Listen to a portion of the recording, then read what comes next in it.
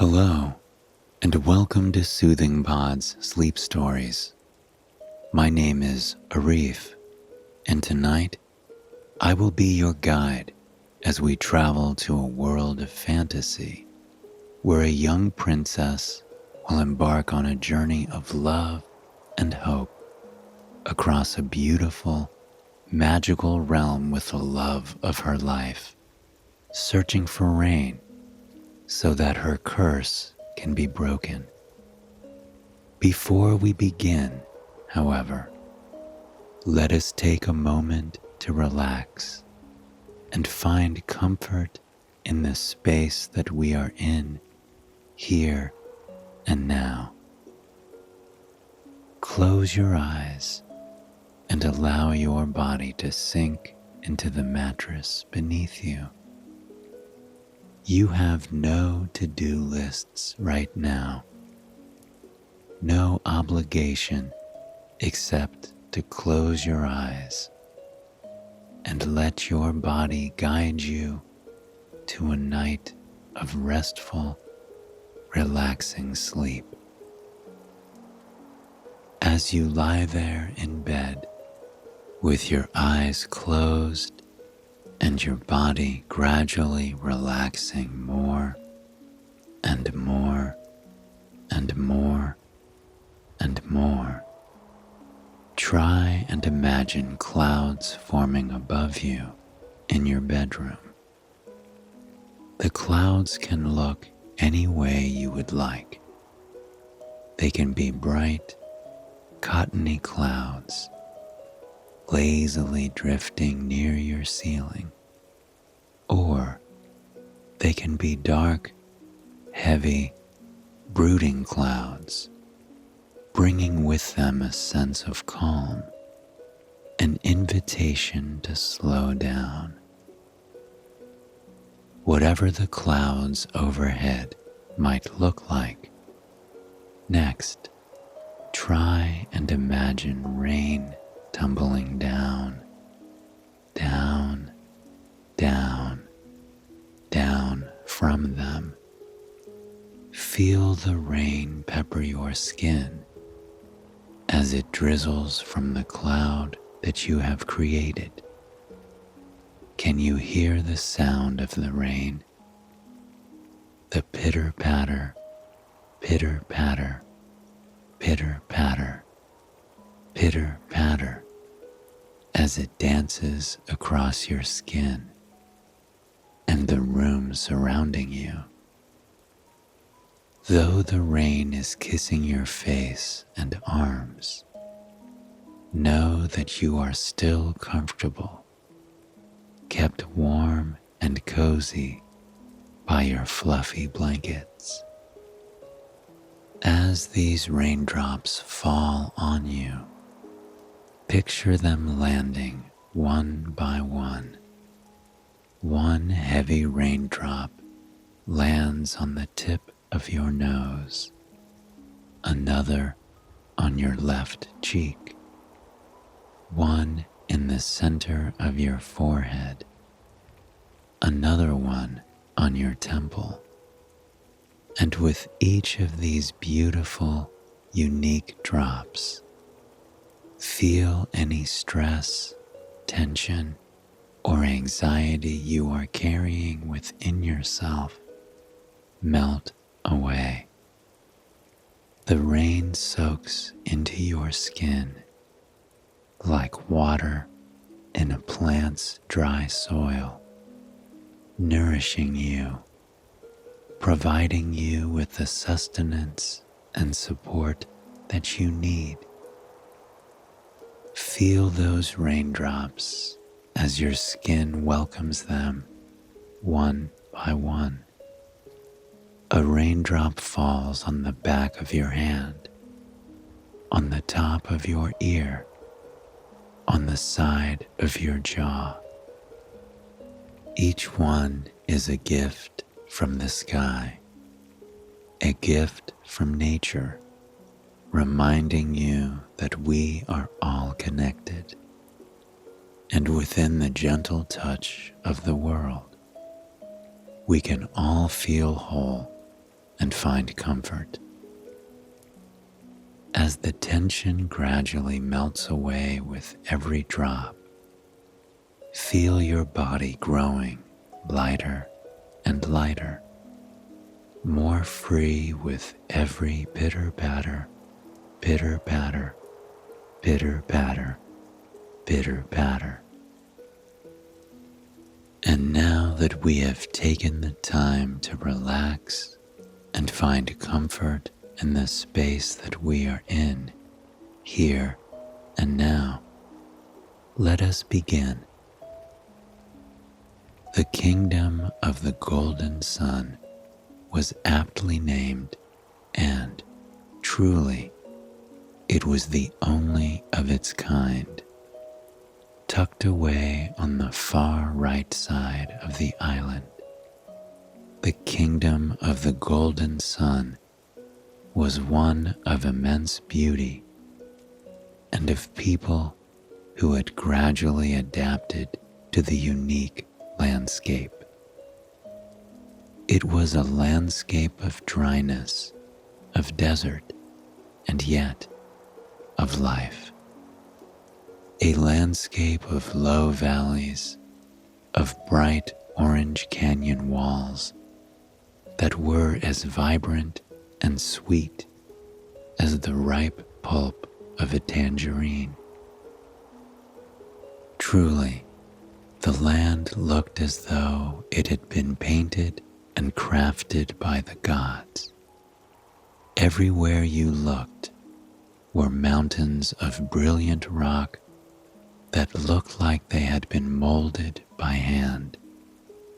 They were a mosaic of warm tones, sometimes appearing in swirls across the rock.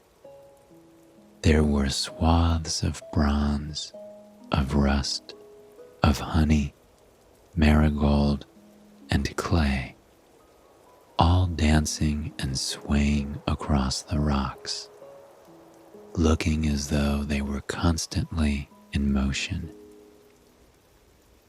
And nestled between those rocks, tucked down, down, down, down, at the base of the most beautiful canyon anyone had ever seen, was the town of the Golden Sun.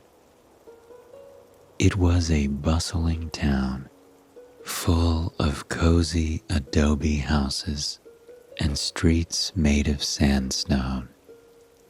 And in the center of town, sitting next to the winding river that made its way through the canyon, was the Queen's castle.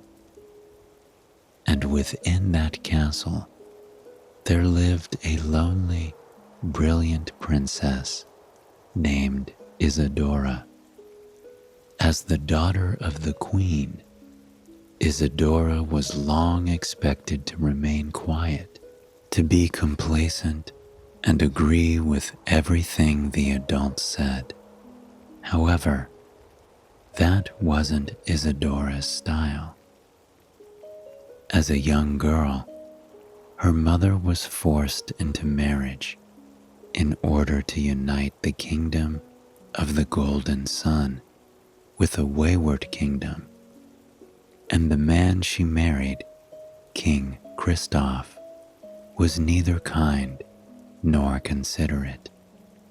As a father, he wasn't charmed by Isadora's strong nature like the others were, and when Isadora expressed that she wished her mother had never had to marry a man like him, in his rage, he placed a curse on Isadora.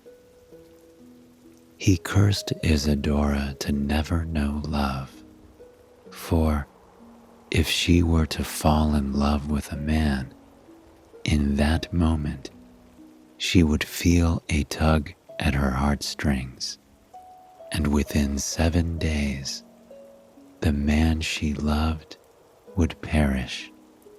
However, there was a way to stop it. If Isadora could kiss the love of her life under a rainy sky, he would be saved. But as she looked over the dry, cracked landscape, which hadn't seen rain in dozens of years, she knew that the chance to save her lover would never come, and certainly it wouldn't come within the 7-day period. So Isadora spent more of her days isolated and alone. As she grew into a teenager and then into a young adult, she watched as her former classmates fell in love and got married. She knew she would never be able to feel that love, that connection, and it wounded her deeply. But the older she got, the more challenging her isolation became. She often found herself wandering out into the depths of the canyons, wading through the river to look for something beautiful, something that could bring her a fraction of the joy and belonging she saw in her friends' eyes when they looked at their partners. It was a few days shy of her 26th birthday when she set out on her longest walk through the river yet. She tied her short black hair into a braid, tied her royal dress above her knees, and stepped into the cool water with a smile on her face. As she walked farther and farther, the people began to fade away. Many walked this trail, but never to the depths that she was traversing, and that truly brought her great comfort. The fewer people she was around, the less afraid she was of the curse that had plagued her for so long. After a few hours of walking and marveling at the canyon around her, she found herself at the end of the trail, and before her was a sight unlike anything she had ever seen before. Because tumbling down, down, down, down from the very top of the impossibly tall canyon was a waterfall. It cascaded over the marvelous marmalade walls in wisps of white and blue.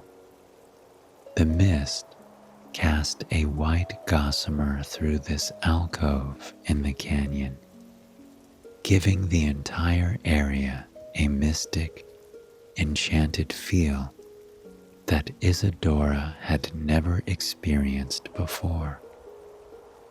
She gazed up at this waterfall in wonder for quite some time, her hands held tightly against her chest, as if to keep the overwhelming emotions inside her.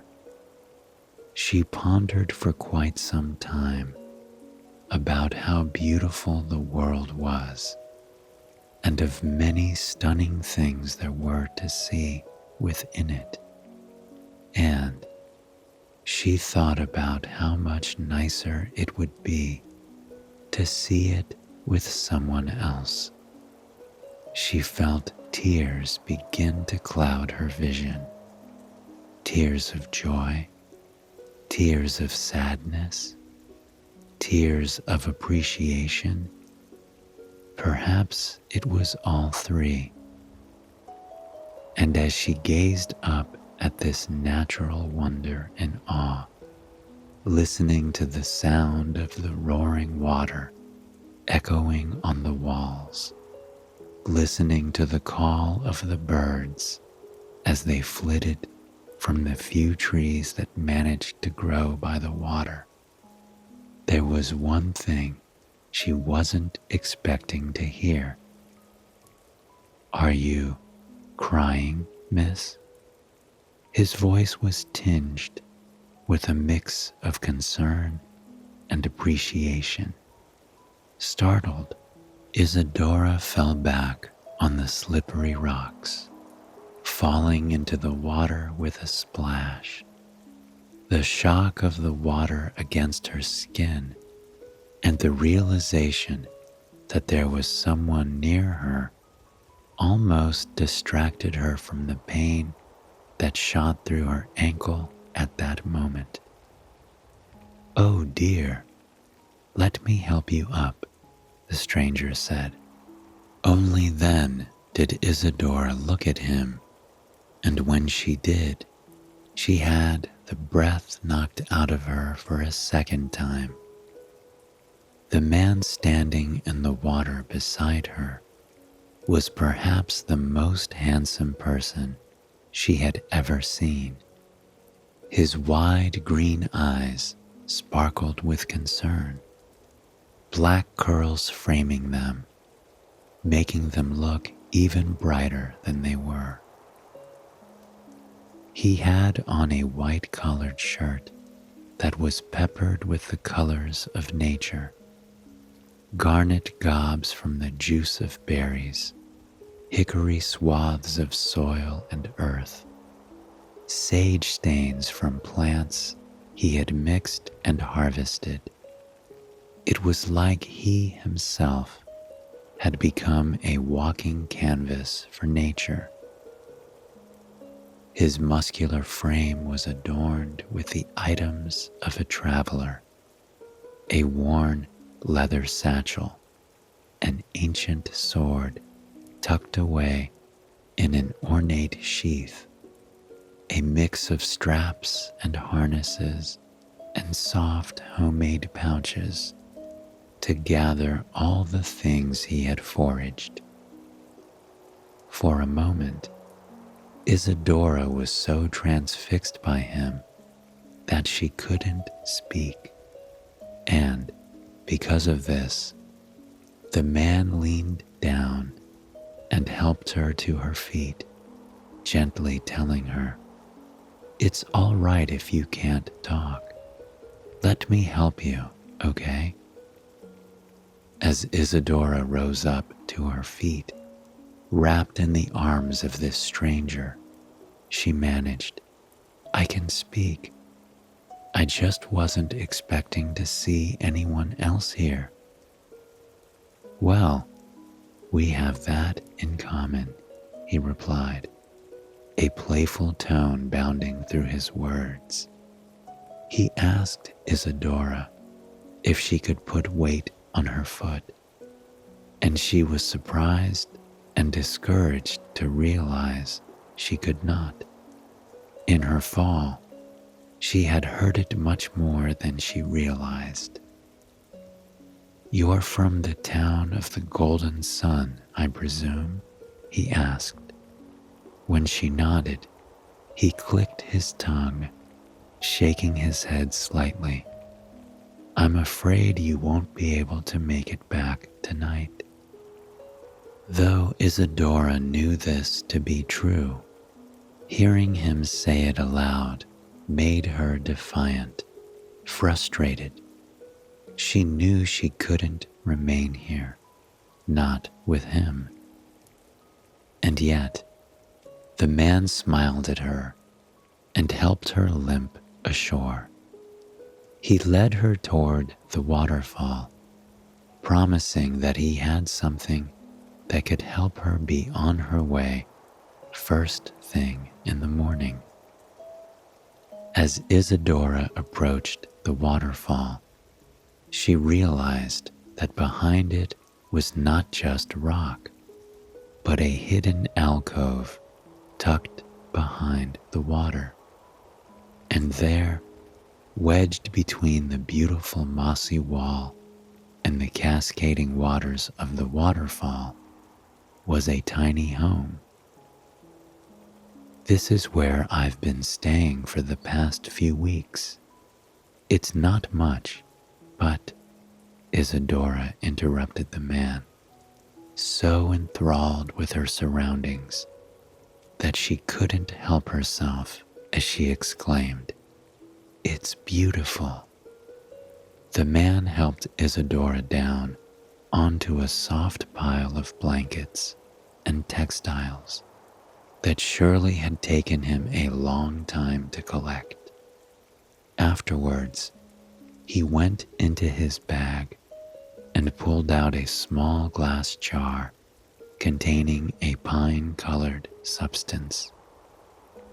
He explained that he was a traveler, a nomad, because he was training to be a botanist and a medicine man.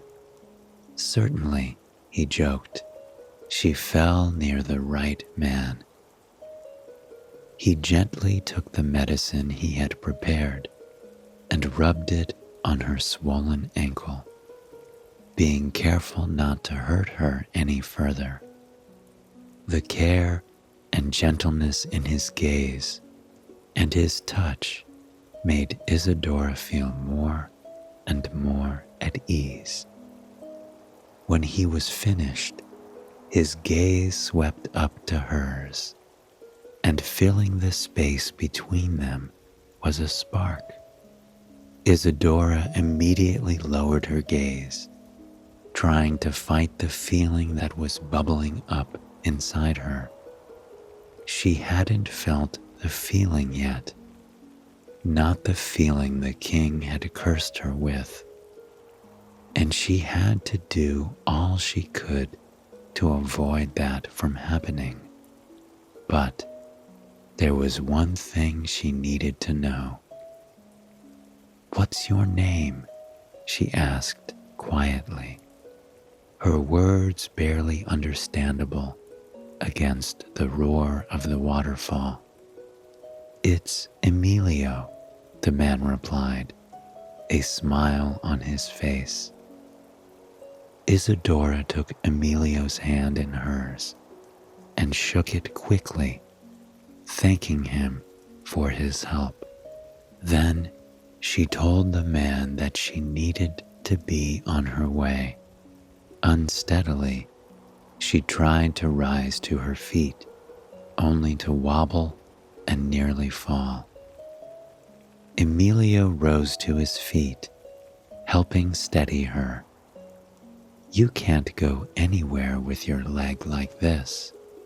By the morning, it'll be healed, but for now, you need to stay." Seeing her discomfort, Emilio added, "You can stay in the home, and I will sleep outside." Knowing this was her only option, Isadora nodded, quietly thanking Emilio. So, for the rest of the afternoon, these two strangers sat in the same campsite together. Isadora tried to busy herself so Emilio wouldn't talk to her, but Emilio was the talkative type. He talked to her, to no one, or to himself several times. He told her stories of how he ended up underneath this waterfall, how he had been traveling alone without seeing anyone else for several months. And when he said that, Isadora realized why he was talking so much. He was a lonely man, a man probably as lonely as she was, maybe even more so. She felt that spark again, that dangerous spark that scared her, but also made her feel alive at the same time. As nighttime fell on the canyon, Emilio made a small fire in the middle of the camp. He grilled some fish and vegetables over the flames as Isadora watched, and gradually She began to let her guard down. She asked Emilio what he did to entertain himself all the way out here. He leaned back, his face's soft features illuminated by the honey glow of the fire. "I read, mostly," he replied, softly taking a book out of the leather rucksack he carried with him. Isadora brightened, asking him what the book was about. He told her the title, On a Moonlit Night, and she could hardly contain herself. She had never heard of such a book, which was remarkable, because she had read every single book in the Royal Library. Pleased to hear about her love of reading, Emilio popped open the book and offered to read to Isadora after dinner. And though Isadora knew that was potentially dangerous, a handsome man reading to her in the glow of a fire, she agreed, eager to hear the new story tumbling from his lips. And so he read to her. His voice was low and magical amid the crackle of the fire and the rumble of the waterfalls. It was like the earth itself, welcoming, nourishing, rough around the edges, and somehow as smooth as honey. She watched him read for hours, long after the food was done. The story was a sweet romance, one that sent warmth tumbling through her whole body, and as they reached the end, and Emilio closed the book, his eyes met hers. He thanked her for reading with him, and then he admitted he was lonely. He loved his work, loved traveling, loved helping others, but he hadn't had a home in a long time. He hadn't had friends, nor a family, nor a place in the world. And for the past few hours, you have given me a home, Isadora. As he told her this, his eyes drifted up to meet hers, vulnerable, honest, deep. And as this happened, Isadora's whole world changed. Inside her, there was a tug at her heart, warm and overwhelming, full of longing, power, and belonging. The world faded away for a moment, the landscape around her replaced with swirls of light in the darkness. And in the center of this darkness and light was Emilio, smiling at her.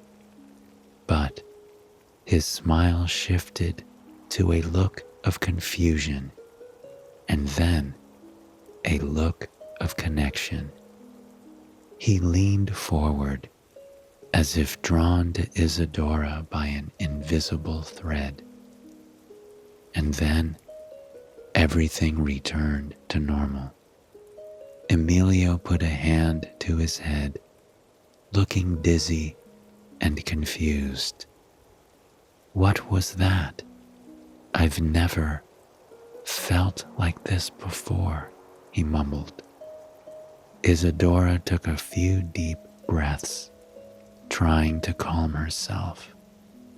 This kind, intelligent, vulnerable, handsome man was in trouble now, all because she had fallen in love with him, all because he made her feel like she belonged for the first time in her life. She clasped her hands around his, trying to fight the tears rimming her vision. "Have you seen it rain, Emilio?" she asked.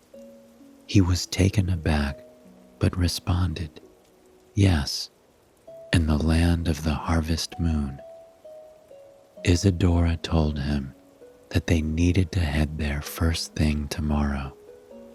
Emilio was confused by this, asking her if she was feeling all right. Isadora had no choice but to tell him the truth. They needed to travel to this land to save his life, because she had fallen in love with him, and she was sorry, so deeply sorry. But, to her surprise, Emilio reached over the fire, gingerly placing his fingers against her cheek. His gaze overflowed with appreciation, with reassurance as he asked her, "Please don't apologize for that, or I may have to apologize for falling in love with you, too." The tears spilled over, but Emilio wiped away each and every one, assuring her that they would head to the land of the harvest moon first thing in the morning. They would find rain, and they would share their first kiss beneath it. Morning couldn't come soon enough. The moment the first rays of golden sunshine blanketed the canyon wall, Isadora was on her feet. She awakened Emilio by shaking him gently. He stretched in the cool morning air, breathing in the sweetness of the world waking up around him. They packed up camp in unison, sharing very few words in a comfortable silence, and with that, they were on their way. It took them quite some time to make their way up the impossibly tall canyon walls, but as they did, they saw something remarkable play out before them. The progression of morning on the canyon walls. With every inch that the sun rose higher in the sky, the more sun rays poured into the canyon, pushing the shadows to the ground. The canyon glowed in a mosaic of brilliant colors: golden, rose, crimson, blush, and fawn, all swaying and melting together as the day moved on and on and on. On occasion, Emilio would urge Isadora to catch her breath and look at the canyon with him, and every time he did, Isadora was reminded of how she fell in love with him so quickly. Little did she know, Emilio had fallen in love with her even before she had spoken her first word. And it wasn't because of her beauty. It wasn't because of her body. It was because of the way she looked at the waterfall and the way this feat of nature made her feel.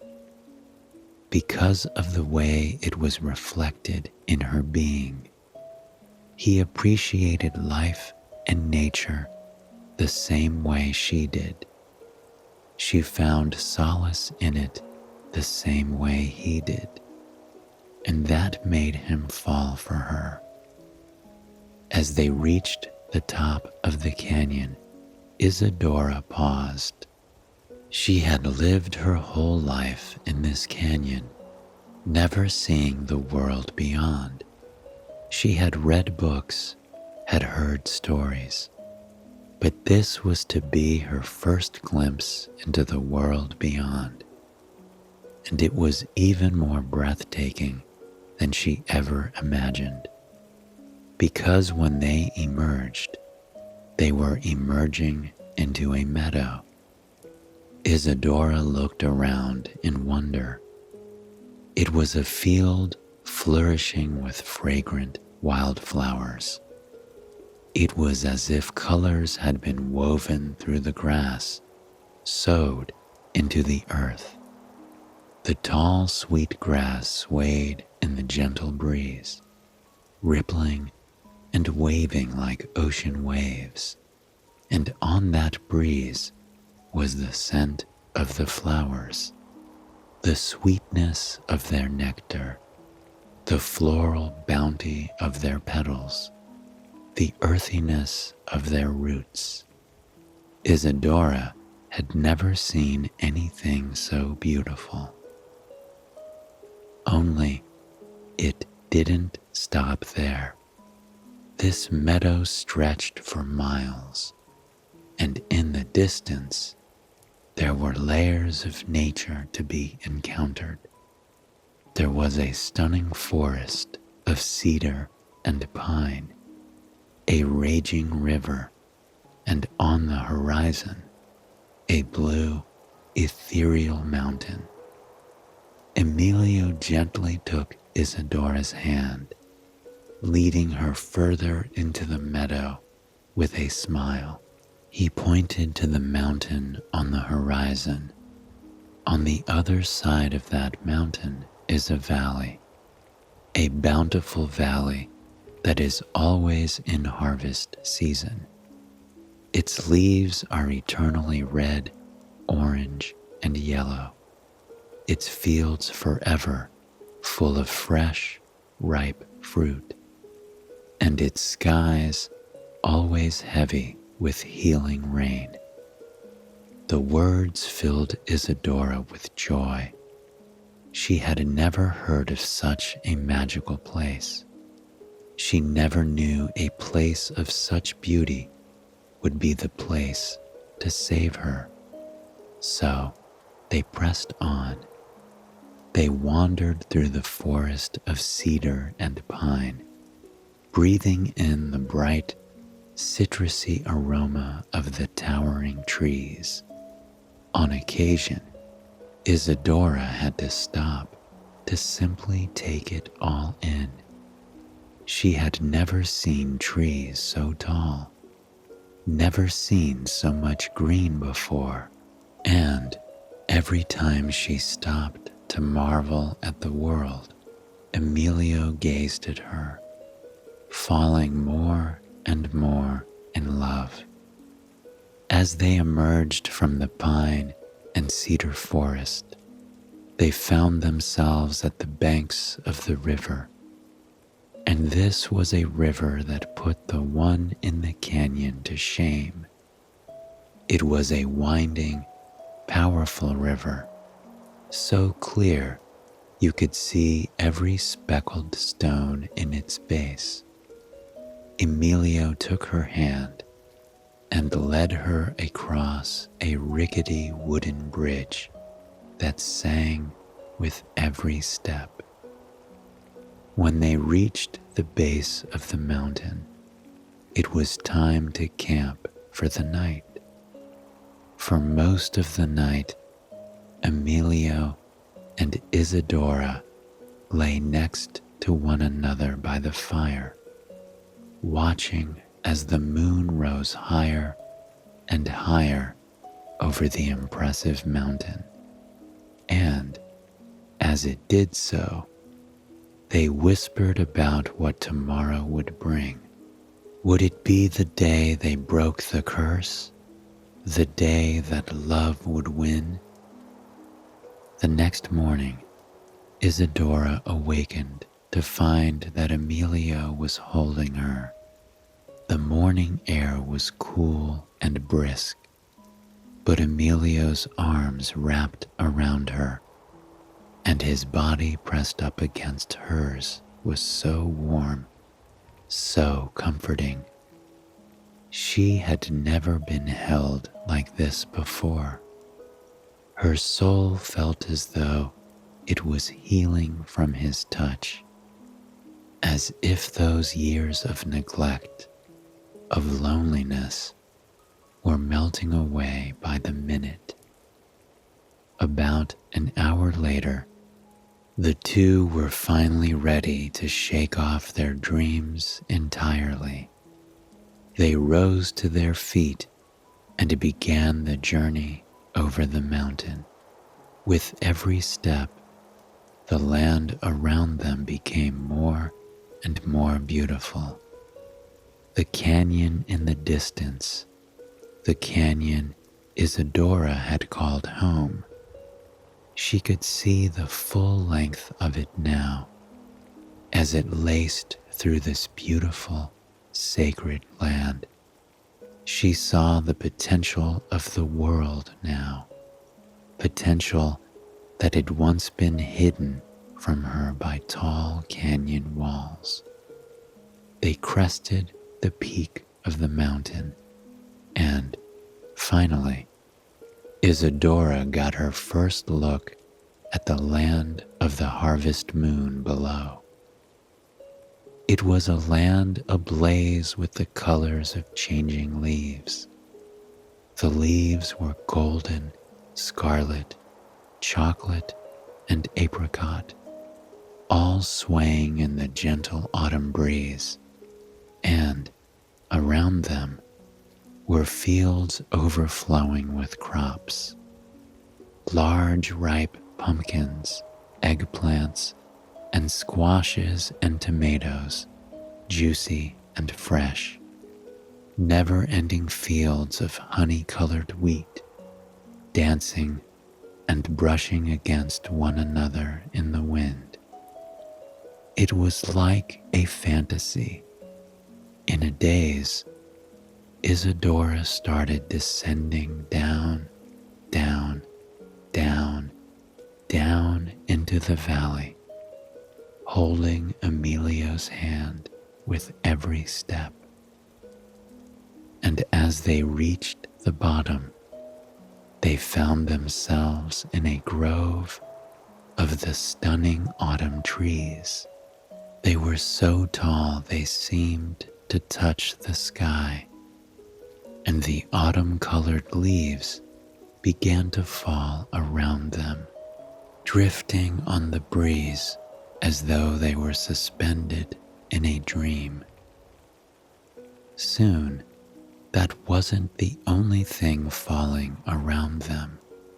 Overhead, dark gray clouds blanketed the once blue sky, and then the rain began to fall. At first, Isadora didn't know what it was. She felt a drop of cool, refreshing water land on the palm of her hand, then another, then another, then another. The earth around her began to smell otherworldly, sweet and mysterious and inviting and relaxing all at once. And when she looked at Emilio, she saw the raindrops tracing down his face, rolling off his dark black curls. His green eyes glistened with emotion. "It's raining," Isadora whispered. "It is," Emilio replied, his voice soft and alluring. Ever so gently, Isadora leaned forward, wrapping her hand in Emilio's beautiful hair. She drew him forward, pressing her lips against his. And in that moment, the weight disappeared. Her heart softened as her love swelled, unashamed, untethered, safe. She felt the power of the curse melt into the ground at her feet with the raindrops. And when they pulled apart, there was only one thing she could think to say. "I love you, Emilio," she murmured it against his lips. He gave her a gentle peck before he replied, "And I love you, Isadora." It was a day of celebration, the end of the curse, and the beginning of the rest of their lives together. For hours, they sat under the shade of the autumn leaves and watched as the rain cascaded on the landscape around them. And for the first time in their whole lives, they weren't lonely. I hope you have enjoyed this sleep story and it brought you a night of peaceful, relaxing sleep. Please join me again tomorrow for another sleep story. Until then, sweet dreams.